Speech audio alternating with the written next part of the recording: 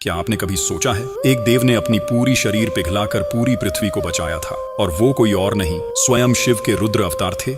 सतयुग के अंतिम चरण में पृथ्वी पर ऐसा विनाशकारी संकट आया कि जल का अस्तित्व ही मिट गया। घबराए हुए देवता, ऋषि और लोकपाल कैलाश पहुंचे और शिव जी से सहायता मांगी। प्रभु, जल बिना सृष्टि नहीं बचेगी।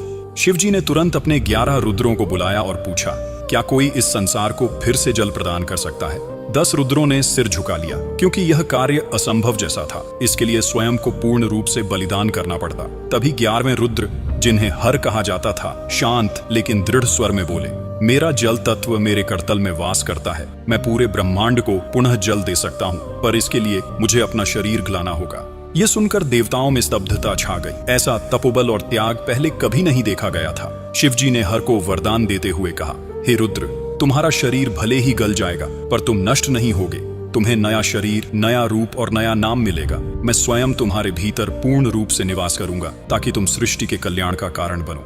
फिर हर ने अपना शरीर त्याग दिया, और उसी त्याग से नदियां पुनः बहने लगी, समुद्र भर गए और जीवन फिर से धरती पर लौट आया। और इसी दिव्य जल से जन्म हुआ एक अद्भुत बालक का, तेजस्वी, महाबली, शिवांश, बजरंगबली हनुमान। यह घटना सतयुग के चौथे चरण युग संधि काल में हुई मानी जाती है। जन्म के बाद शिव जी ने ही उन्हें वह मंत्र दिया जो आगे चलकर उनकी शक्ति का मूल बना, राम नाम का जप। आगे चलकर त्रेता युग में पवन पुत्र हनुमान ने केसरी नंदन के रूप में जन्म लिया, और वे राम के भक्त बनकर उनके साथ छाया की तरह रहे। इसीलिए कहा जाता है, हनुमान का जन्म सिर्फ एक चमत्कार नहीं, बल्कि स्वयं सृष्टि को बचाने वाला दिव्य पुनर्जन्म था।